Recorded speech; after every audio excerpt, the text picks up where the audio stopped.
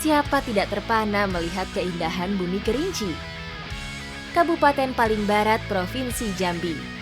Di tengah kesejukan udara dan keramahan warganya, negeri yang berjuluk Bumi Sakti Alam Kerinci ini juga menyimpan tradisi budaya yang selalu terjaga. Masyarakat Desa Selampau memiliki tradisi saat ada hajatan, para warganya akan gotong royong membantu, dan saat ini saya mau menuju ke kebun untuk mencari bahan-bahan masakannya. Ikuti jejak saya, jejak petualang. Memang seru berkumpul dengan ibu-ibu. Canda tawa mereka pecah seiring dengan roda mobil yang terus bergerak menuju perkebunan di tepi desa.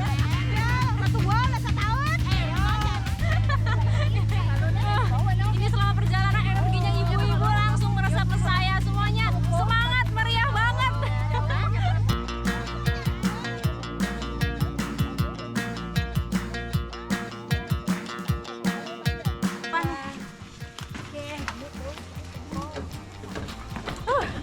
Akhirnya kita sampai di kebun. Tapi ini kita akan bagi tugas karena ada beberapa bahan di kebun ini yang akan kita ambil.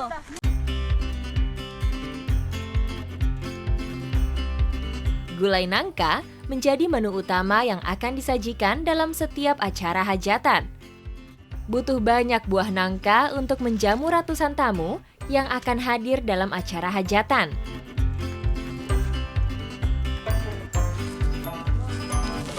Ibu, udah banyak nangkanya, Bu. Sudah. Sudah ya? Ini masih ada yang kurang bumbunya. Kurang apa, Bu? Kulit manis. Kulit manis. Tolong diambilkan ya. Oh gitu. Ini selain bahan-bahan, ada juga rempah ini yang kurang dan mau kita ambil, yaitu kulit manis. Kita langsung ke sana aja ya, Viva. Ayo, yuk. Kabupaten yang terletak di wilayah Bukit Barisan, Sumatera ini menjadi salah satu penghasil kayu manis terbaik di Indonesia.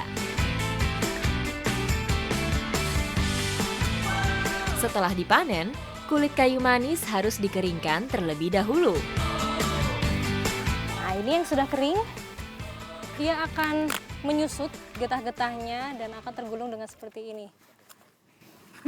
Aromanya juga sudah makin kuat. Kulit kayu manis mempunyai tekstur yang sangat keras. Penjemuran yang baik akan menjaga kualitas dan aroma kulitnya. Bahan pelengkap masakan sudah kita dapatkan. Sekarang kita nyusul ibu-ibu yang ditungguin. Yuk, Viva.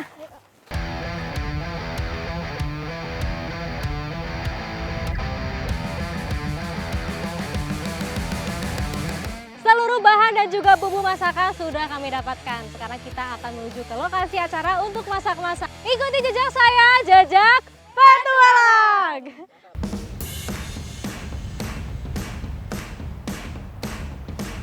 Gotong royong sudah menjadi budaya dalam kehidupan masyarakat Indonesia.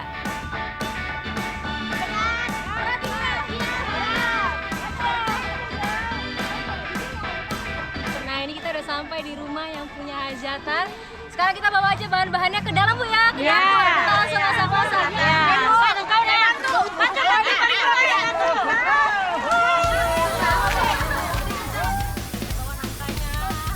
Tak hanya keunikan dalam mencari bahan, proses memasak dalam hajatan juga tidak kalah hebohnya. Semua bahan yang sudah dikumpulkan selanjutnya akan diolah secara bersama-sama. Parutan kelapa dan puluhan buah nangka muda sebagai bahan utama mulai dipersiapkan. Tuan rumah harus menyiapkan makanan untuk ratusan tamu undangan. Tak heran, alat yang digunakan juga berukuran spesial. Salah satunya belanga yang akan dijadikan alat untuk memasak gulai ini. Bumbu gulai khas Sumatera memang sangat kaya rasa. Aroma rempahnya sangat kuat dan mengundang selera. Ini saya bantuin ibu-ibu. Bumbunya udah masuk, santannya juga. Ini kita aduk-aduk sampai mendidih, baru nanti bintang utamanya ya, nangka. Pedihnya asap membuat mata kami berkaca-kaca. Secara bergantian, ibu-ibu mengaduk gulai nangka dengan penuh sukacita. Ini saking penuhnya kuah sampai kacau-kacau, ini tumpah kemana-mana, tapi masih aman lah ya. Putar-putar ya Ibu. Ini kalau satu belanga ini bisa jadi 50 porsi lebih. Bentar lagi matang nih, harumnya sudah menyeruak.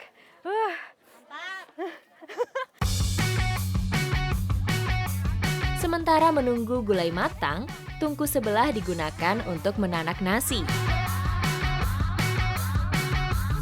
Setelah beras diaduk dan airnya menyusut, tutup dengan daun pisang dan batok kelapa sampai nasi matang.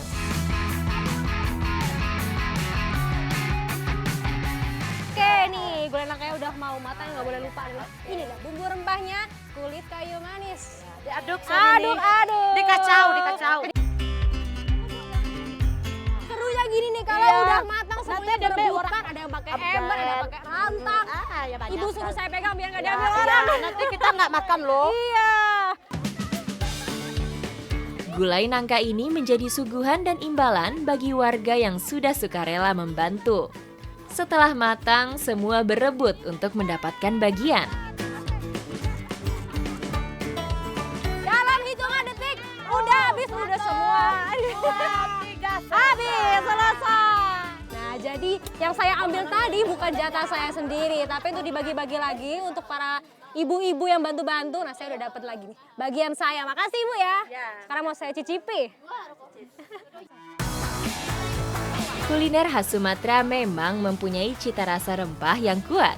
Selain membuat masakan wangi, kayu manis juga dapat menghangatkan badan. Cocok dengan hawa pegunungan yang ada di sini. Ini nih gulainya padeh, kalau di sini bilang pedes, tapi rempah-rempahnya emang kerasa banget. Dan ini pas banget, habis capek-capek kita beraktivitas, walaupun letih, tapi kebersamaan ini sangat menambah energi saya.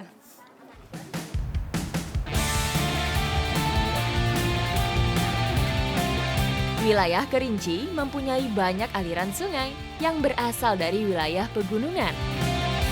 Salah satunya mengalir di antara hijaunya perbukitan dan persawahan Desa Pulau Pandan, Kecamatan Keliling Danau. Pagi ini saya diajakin ibu-ibu mencari tuyung di Sungai Payakumbuh. Nah, di depan saya udah terlihat beberapa warga lagi nyari juga nih. Ayo kita susul ya. Ikuti jejak saya, jejak petualang.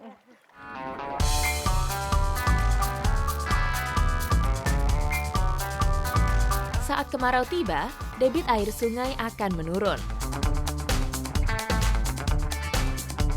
Warga desa akan memanfaatkan momen ini untuk mencari berbagai biota air tawar yang menghuni Sungai Payakumbuh.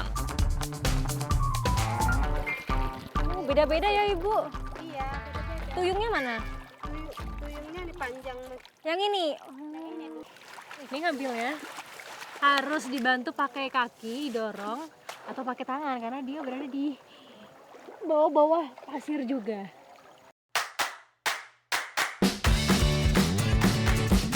Melimpahnya jenis moluska bisa menjadi indikator alami bahwa perairan ini masih alami dan terjaga.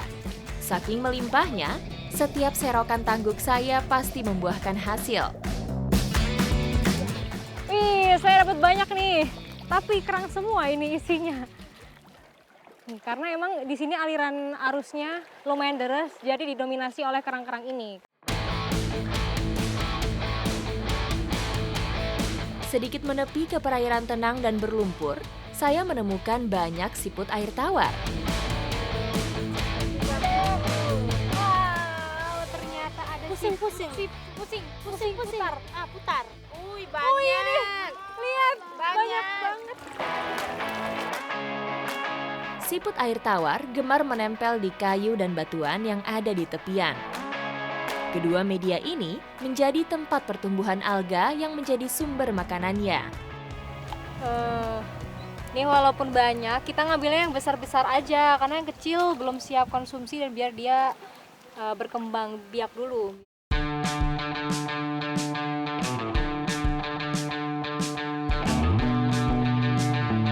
Ini sampai masuk-masuk ke dalam bambu, banyak banget.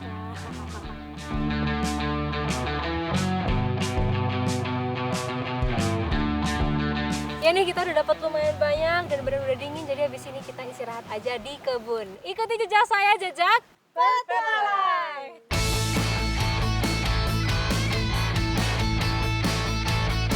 Setelah dibersihkan, ketiga jenis binatang bercangkang ini akan diolah menjadi satu. Nah, Nah, ini kerang-kerang dan siputnya udah bersih dan hari ini kita mau masak. Biasa di sini tuh bikin gulai labu dengan siput dan juga kerang-kerangan ini. Selera masakan kerinci tak bisa lepas dari beragam macam bumbu rempah. Aroma bumbu rempah juga dapat mengurangi bau amis dari tuyung, siput, dan kerang ini. Selain kerang-kerangan dan siput, gulai ini menggunakan labu kuning sebagai bahan utamanya. Harumnya aroma bawang dan rempah sudah cukup membuat saya membayangkan nikmatnya olahan ini. Setelah mendidih, rebus potongan labu dalam kuah santan. Kalau labunya sudah empuk, tandanya kita bisa masukkan siput dan kerangnya, Ibu, kita masukin sambil dikit-dikit. Nah, nanti ke cangkangnya akan terbuka dan bumbu pun akan meresap sampai ke dalam.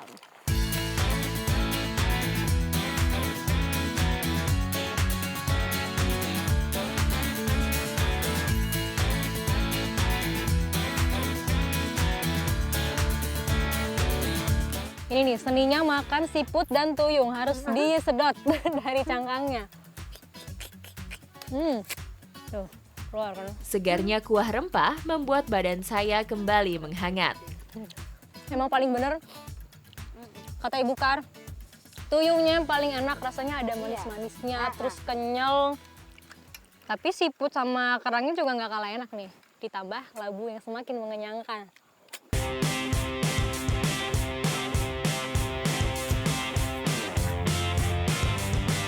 Dan emang ya, kalau kita menjaga alam tuh semua bahan makanan udah tersedia di alam. Ikuti jejak saya, jejak petualang.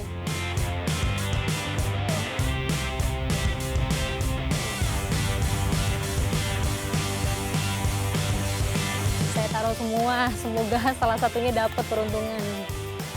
Dapat nih saya, Bang. Wih, dapat lagi. Sini Bang, kumpulin Bang.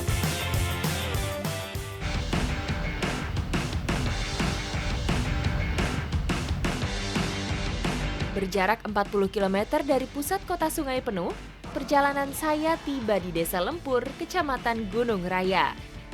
Kami sedang menyusuri hutan di Desa Lempur, tapi bukan hanya untuk trekking aja, kami mau memancing. Wah, kira-kira gimana ya, mancing tapi di hutan. Ikuti jejak saya, jejak petualang. Perjalanan melewati rawa membuat saya terus waspada. Selain medannya yang sulit ditebak, rimba ini juga menjadi habitat berbagai binatang buas. Nah, karena emang ini lokasinya adalah hutan hujan tropis, jadi becek-becek begini, apalagi beberapa hari lalu sempat hujan. Sepatu saya kerendam. Oke. Lanjut lagi Bang, buka jalan.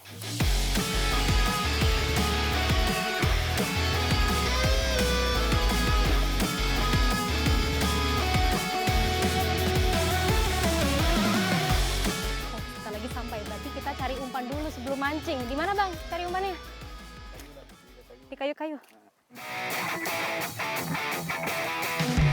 Tak hanya alat pancing, umpan yang kita pakai juga ikut menentukan hasil yang akan didapat.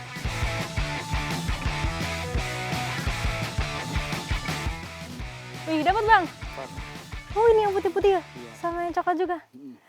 Ini kita dapat umpannya ulat yang berada di batang pohon yang lapuk. Ini sih ulatnya kecil-kecil banget, berbeda dengan ulat yang biasa saya lihat.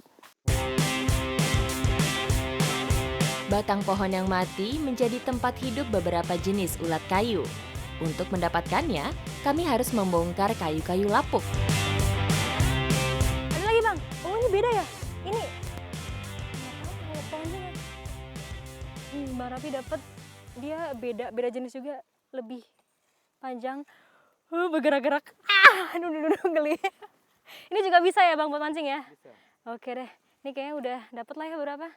Kita lanjut mancing ya.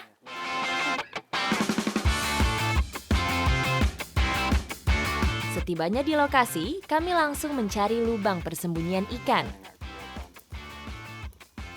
Gitu. Oke. Kita udah pasang umpannya. Ini tuh sebenarnya pendek banget. Karena nanti akan kita masukkan ke dalam lubangnya si ikan itu, ke dalam akar. Makanya ini kita pancingnya pakai lidi karena dia sangat lentur, bisa fleksibel. Oke, udah siap Bang. Mari kita mancing. Memancing ikan yang satu ini memang sangat unik. Cara mancing dan peralatannya mirip sekali dengan memancing belut. Dapat. Wah, Bang Bes nih baru masukin umpannya belum lama udah disamber, dan ini nih yang kita cari, namanya apa? Lele. Kalau di sini namanya limbat kan. Di sini namanya limbat atau lele hutan. Ini dia tuh beda dengan lele yang bisa saya lihat. Ukurannya lebih kecil ya. Terus coraknya juga berbeda. Licin juga. Dikenal dengan nama latin Clarias neuhofi, limbat atau ikan lele hutan banyak mendiami wilayah perairan tropis. Aduh! Bang tariknya bukan tas saya. Saya ditarik. Aduh! Udah 2 kali. Iya nih. Saya gara-gara nggak hati-hati jatuh-jatuh mulu ini karena rawa-rawa kan kita nggak tahu di mana ada lubang. Lumayan dalam juga ini, harus hati-hati. Gimana tadi limbatnya jangan sampai hilang. Ini.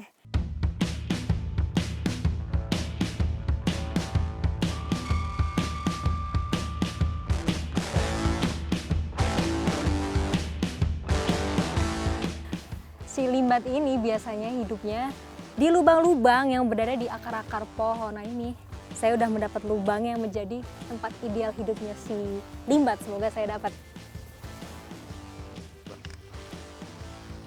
Dapat Nisa. Dapat Bang. Wah, mantap.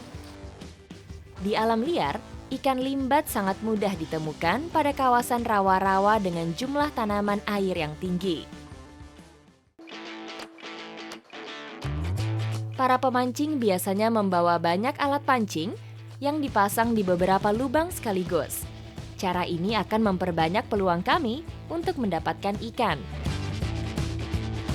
Wah, ini ada 2 lubang. Jadi, sini juga ada. Saya taruh semua, semoga salah satunya dapat peruntungan.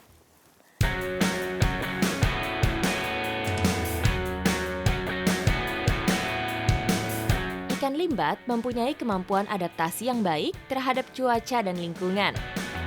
Jadi memang dulunya lokasi ini namanya Danau Ina yang sudah mengering dan membentuk rawa-rawa seperti ini yang menjadi habitatnya ikan lele hutan ini. Makanya dari dulu mereka berkembang biak sampai sekarang. Desa Lempur memang menjadi salah satu pemukiman dataran tinggi yang mempunyai kontur unik. Setelah hilangnya Danau Inai, setidaknya sekarang terdapat 5 danau yang tersisa. Kita cek yang ini, Bang.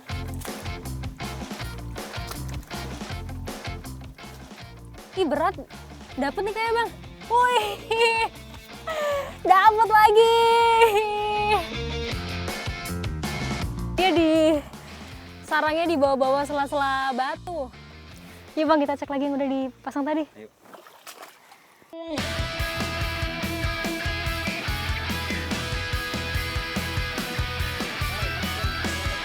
Wah, dapat banyak banget Bang Bes. Bang Rapi juga. Sini Bang, kumpulin Bang. Oh, ini dia. Udah terkumpul cukup sekali. Dan luar biasa ya, ternyata di hutan saya tidak hanya bisa menemukan tanaman atau tumbuhan, tapi kali ini saya juga menemukan ikan-ikan lele hutan yang luar biasa melimpah juga di sini. Setelah merasakan sensasi mancing yang unik, saya penasaran dengan rasa dari ikan ini. Nih Bang, limbatnya udah bersih. Nanti kita bungkus pakai daun ini. Daun baru kalau di sini namanya, supaya nanti tidak hangus dan sekaligus menambah aroma.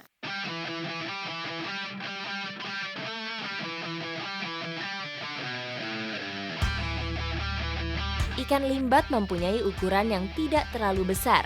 Kami membungkus ikan ini dengan beberapa lapis daun. Bakar gulungan ikan di atas bara api. Cara ini akan membuat daging ikan tidak rusak dan menjaga tekstur empuk daging ikan.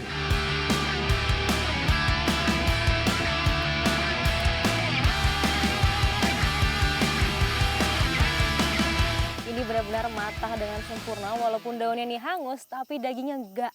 Dan bener aja nih, Harumnya udah terasa sekali, saya jadi penasaran mau coba. Gigitan pertama cukup menggambarkan rasa dari daging ikan limbat. Wow. Pengen nambah lagi. Ini tuh rasanya unik banget. Bener ada wangi dari daun baru yang benar-benar beda. Ada gurihnya juga, dagingnya pun juga menurut saya lebih lembut daripada lele pada biasanya. Meskipun Danau Inai sudah mengering sejak lama, tapi masih menyimpan banyak sekali hasil alam yang bisa dimanfaatkan masyarakat sekitar. Salah satunya lele hutan ini. Ikuti jejak saya, jejak petualang.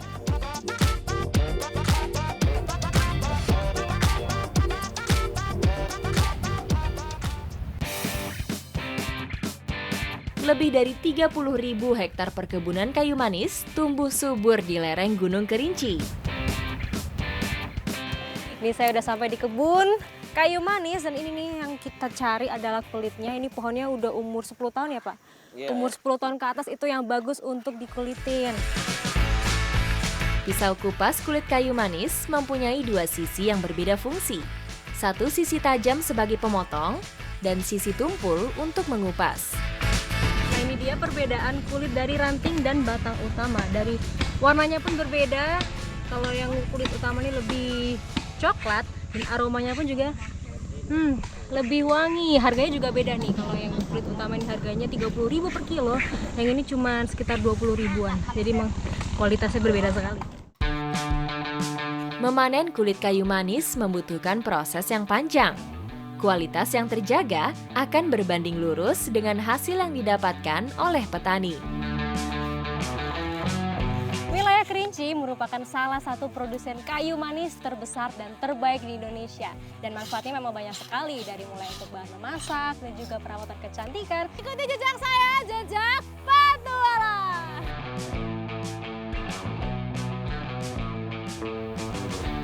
Setelah seharian bergotong royong, waktunya relaksasi dan merawat badan.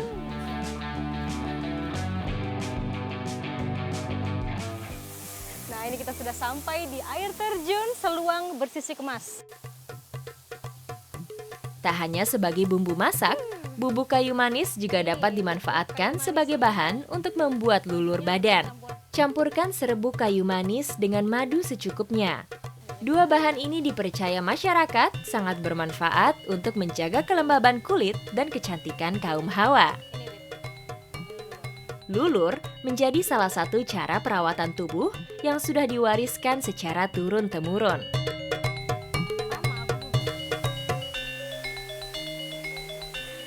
Ini kalau dipakai lama-lama kalau didiamkan ini makin hangat sekali, karena sebenarnya lulur kayu manis ini fungsinya adalah untuk relaksasi.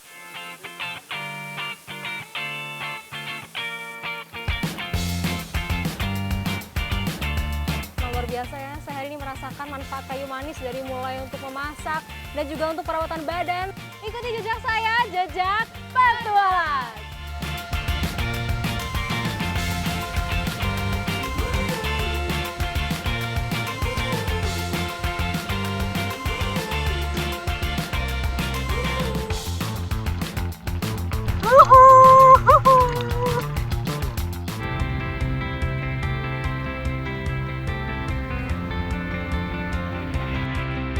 Tujuan saya kali ini adalah Danau Kerinci, salah satu danau vulkanik terbesar yang ada di Pulau Sumatera. Tak hanya memenuhi kebutuhan air minum dan pertanian, danau seluas lebih dari 5.000 meter persegi ini juga menjadi rumah bagi berbagai macam biota air tawar. Kami mau mencari lobster air tawar di Danau Kerinci. Danau yang terletak di kaki Gunung Rayo ini menjadi habitat bagi berbagai jenis udang. Salah satunya lobster air tawar atau udang ceraks. Kita sepertinya sudah menemukan titik di mana lobster air tawar biasa bersembunyi. Di sini nih, sekitaran batu-batu dan juga ada tanaman-tanaman yang biasa dimakan juga. Lobster air tawar merupakan biota air yang aktif di malam hari. Saat siang hari, mereka akan bersembunyi di antara batuan lumut, dan tumbuhan air.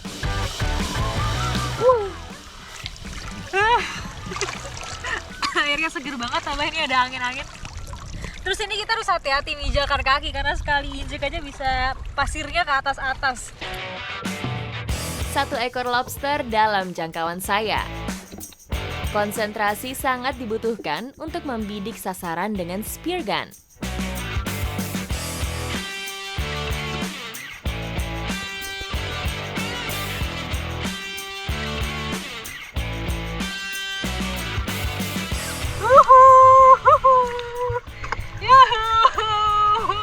Tepat sekali dengan sasaran. Krustasea bercapit ini tidak memiliki tulang dalam, tetapi seluruh tubuhnya terbungkus oleh cangkang yang mengandung zat kapur.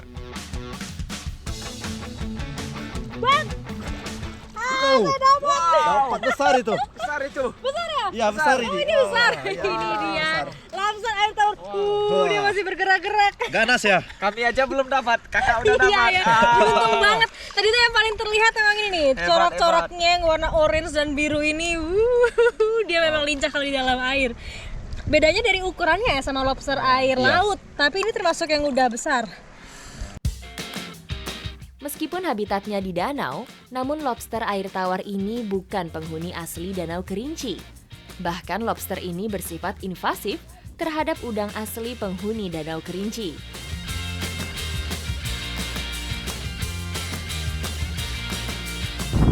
Semakin lama semakin terasa airnya dingin sekali karena Danau Kerinci ini berada di dataran tinggi kurang lebih 700 mdpl. Aktivitas masyarakat di sekitar lokasi pencarian kami menjadi pertanda bahwa Danau Kerinci menjadi tumpuan hidup masyarakat yang ada di sekitarnya. Ini bang, lobster-lobster air tawar sudah terkumpul nih, sudah cukup sekali. Habis ini sambil menghangatkan diri kita akan bersantai dan menikmati lobster-lobster ini. Ikuti jejak saya, jejak Petualang!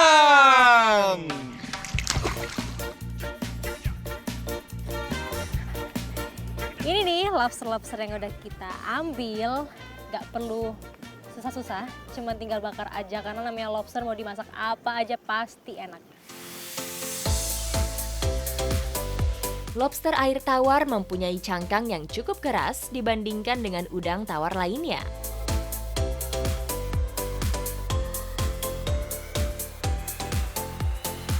Menit aja dia berwarna kemerahan, bahkan udah beberapa ada yang hangus, jadi mending kita angkat aja, kita makan nih bang.